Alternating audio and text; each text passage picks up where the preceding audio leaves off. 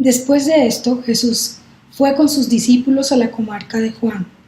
Allí vivía con ellos y bautizaba. Juan también bautizaba en Ainón, próximo a Salim, pues allí abundaba el agua, y acudían muchos a bautizarse. Esto era antes de que metieran a Juan en la cárcel. Surgió una discusión entre los discípulos de Juan y un judío acerca de los ritos de la purificación. Fueron a Juan y le dijeron: Maestro, el que estaba contigo al otro lado del Jordán, del que tú diste testimonio, está bautizando y todos acuden a él. Juan respondió: El hombre no puede apropiarse nada si Dios no se lo da. Ustedes mismos son testigos de que dije: Yo no soy el Mesías, sino que he sido enviado delante de él. La esposa pertenece al esposo, pero el amigo del esposo que está a su lado lo oye, se alegra mucho al oír la voz del esposo. Así que mi gozo es completo. Él debe crecer y yo menguar. El que viene de arriba está sobre todos. Amado Jesús, gracias por este camino de fe y de humildad en el que nos invitas a recorrer un pedazo de oración, un momento de oración, también reconociendo que tú eres el Mesías y que somos hilos de amor para nuestros hermanos.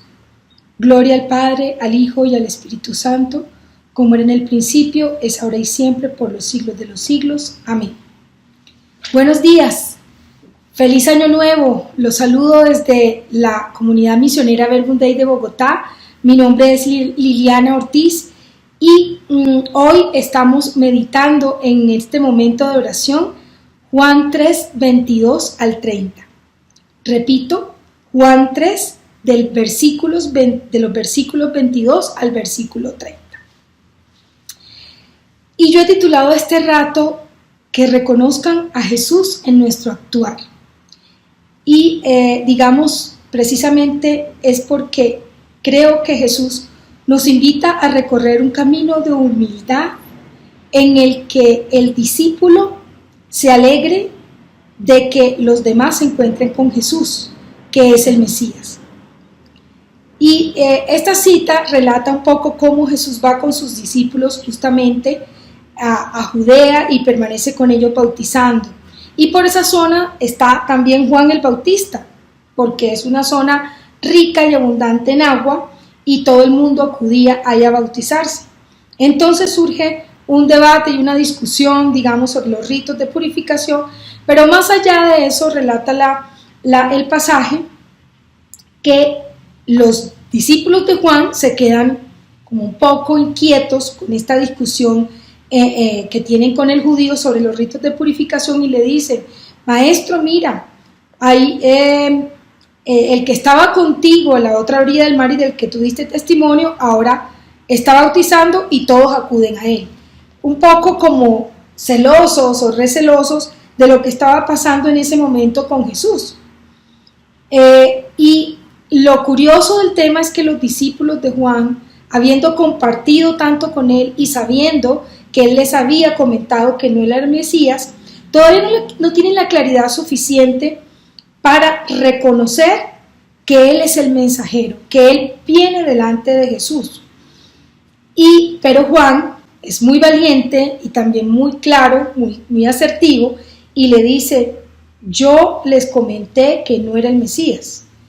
Él les da claridad sobre esta inquietud que presentan los discípulos. Yo no soy el Mesías, yo soy un mensajero que viene delante de él. Y yo reconozco aquí como una propuesta del Evangelio a caminar y andar por sendas de humildad, reconociendo y haciendo claridad que, digamos, nosotros no somos los hilos del amor mediante los cuales Dios atrae a los discípulos, pero no somos nosotros con quienes debe quedarse la gente. Y eso, digamos, ha pasado mucho en la comunidad. Cuando hay cambios de misioneros o misioneras o hay traslados, la gente suele quedarse como muy sentida, triste porque se van, pero un buen discípulo de Jesús clarifica como Juan el Bautista: yo vengo a anunciar al Mesías, yo no soy el Mesías. La iglesia, los discípulos pertenecen a Jesús y los amigos de Jesús nos alegramos de que eso pase. Entonces no hay lugar a celos, ni envidias, ni a sabores, a sabores agridulces, porque el gozo es completo cuando ese al que hemos atraído para Dios se encuentra con Dios. Entonces, la humildad del discípulo mensajero es también reconocer que en la vida de a quien ha anunciado debe crecer Jesús. Que claro, nosotros somos discípulos y muchas veces referentes, y ese es el primer referente, dependiendo de cómo también nos vean a nosotros, seguirán a Jesús y se encontrarán con Jesús, pero que es necesario que Jesús aumente en su vida y nosotros vayamos disminuyendo incluso para que estas personas puedan visibilizar mejor a Dios. Y bueno, una vez me pasó que yo iniciando mi carrera profesional estuve trabajando como gerente de una organización y yo representaba a uno de los socios, y me sucedió que cuando la sociedad decidió disolverse, los socios decidieron tomar parte de los trabajadores, y quienes decidieran pues irse, digamos, como fruto de la disolución, quienes decidieran irse con unos o con otros. Entonces a mí me preguntaban algunos que, digamos, estaban como muy de acuerdo con mi forma de gerenciar y tal, me preguntaban que con quién deberían irse. Yo les dije: yo no los quiero presionar, ustedes hagan su ejercicio a conciencia y con quien se sientan mejor, pues digamos, con ese pueden irse. Al cabo de un año a mí me salió un trabajo, algunos se fueron, digamos, después de la disolución, algunos se fueron con el socio al que yo representaba, yo quedé ahí de gerente, pero al cabo de un año a mí me salió un trabajo mejor en otro lado, y se formó un pequeño desastre justamente por mi renuncia. Muchos se desanimaron, otros querían renunciar, y digamos que en ese momento, por mi inexperiencia también, estaba empezando, era muy joven, yo creo que muchas personas se quedaron como enganchados con mi forma de gerenciar, y sin querer provoqué un pequeño desastre en la compañía. Y creo que ese momento fue de mucho aprendizaje para mí.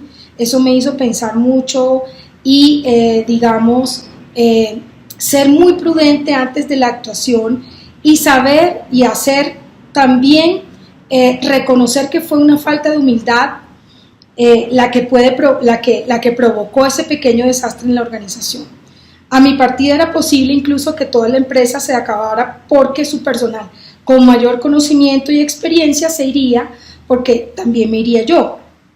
Y así como en esta empresa, los discípulos mensajeros que no tienen claro o no hacen claridad sobre el seguimiento pueden provocar involuntariamente desastres en la fe. Es necesario que Él crezca y que yo mengüe.